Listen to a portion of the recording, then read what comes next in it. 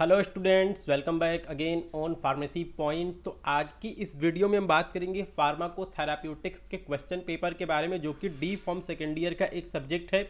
तो देखिए, फार्माकोथेराप्यूटिक्स ऐसा सब्जेक्ट है जो कि आपका बिल्कुल फार्माकोलॉजी से मिलता जुलता है, और आपको जितनी मेहनत फार्माकोलॉजी में करनी पड़ती है लगभग या फिर कहें कि उतनी बराबर जो है वो आपको फार्माकोथेराप्यूटिक्स में करनी पड़ेगी। दोनों का सिलेबस एक जैसा है, और जो ये बहुत इंपॉर्टेंट ये सब्जेक्ट है। अगर आप फार्माकोथेराप्यूटिक्स पढ़ते हैं तो जो भी इसके अंदर बीमारियां दी गई हैं, ठीक है, जो भी आपकी डिजीज होती है उनके बारे में इसमें डिटेल से दिया गया है, उनके ट्रीटमेंट्स के बारे में दिया गया है, वो बीमारियां किन वजहों से होती हैं, उनका इटियोपैथोजेनेसिस क्या है, क्लिनिकल मैनिफेस्टेशन क्या है, उनका फार्माकोलॉजिकल और नॉन फार्माकोलॉजिकल मैनेजमेंट क्या हो सकता है। तो इन सभी चीज़ों के बारे में जो है वो आपका फार्माकोथेराप्यूटिक्स सब्जेक्ट में दिया गया, जो कि एजुकेशन रेगुलेशन 2020 में ये सब्जेक्ट आया है, और जो आपका डी फॉर्म सेकेंड ईयर है इसका एक ये नया सब्जेक्ट है। ठीक है, तो इस क्वेश्चन पेपर के बारे में बात करेंगे।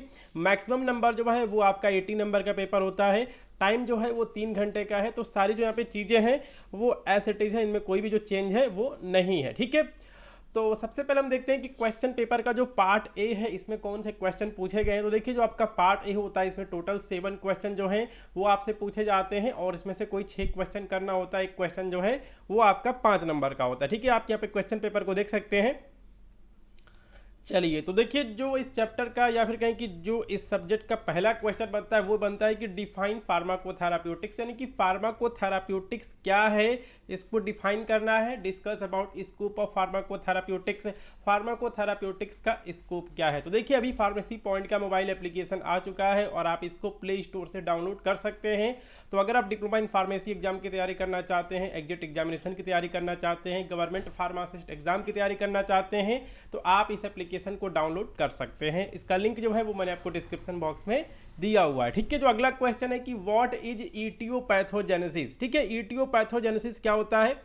Right clinical manifestation pharmacological management of hypertension. ठीक है, तो देखिए, जो आपका ये सब्जेक्ट है फार्माकोथेराप्यूटिक्स में, इसके अंदर टोटल कितने टॉपिक हैं। जो भी आप चैप्टर पढ़ेंगे उसमें आपको टोटल 4 टॉपिक जो है उसका आपको ध्यान रखना है। पहला है इटियोपैथोजेनेसिस, दूसरा है उसका क्लिनिकल मैनिफेस्टेशन यानी कि साइन सिम्टम, तीसरा है उसका नॉन फार्माकोलॉजिकल मैनेजमेंट और फार्माकोलॉजिकल मैनेजमेंट। ठीक है, ये आपको 4 हेडिंग जो है आपको यहाँ पे ध्यान में रख के चलना है, और इसी से रिलेटेड जो भी डिजीज दी गई है उनके बारे में आपको लिखना होगा अगर क्वेश्चन में आपसे पूछा जाता है। ठीक है, तो इसमें पूछा गया है कि इटियोपैथोजेनेसिस क्या है उसको डिफाइन करिए, और क्लिनिकल मैनिफेस्टेशन और फार्माकोलॉजिकल मैनेजमेंट लिखिए हाइपरटेंशन का।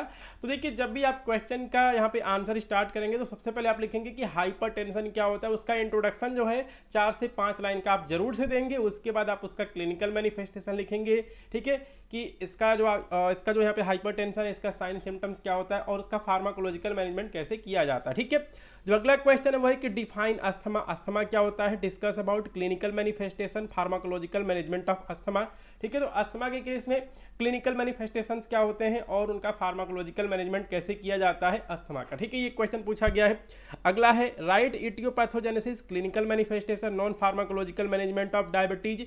ठीक है, तो ये डायबिटीज वाला जो है ये भी आपका इंपॉर्टेंट है। तो इसमें आपको लिखना है कि यहाँ पे डायबिटीज किन वजहों से होता है, इसकी इटियोपैथोजेनेसिस क्या है, और डायबिटीज के साइन सिम्टम्स क्या होते हैं, यानी कि क्लिनिकल मैनिफेस्टेशन लिखना है, और नॉन फार्माकोलॉजिकल मैनेजमेंट लिखना है कि ठीक है, जो आपका यहाँ पे डायबिटीज है उसको नॉन फार्माकोलॉजिकल यहाँ पे मेथड से कैसे उसको कंट्रोल किया जा सकता है। ठीक है, जो अगला क्वेश्चन है वो पूछा गया है कि right aetiopathogenesis, clinical manifestation, pharmacological management of polycystic ovary syndrome.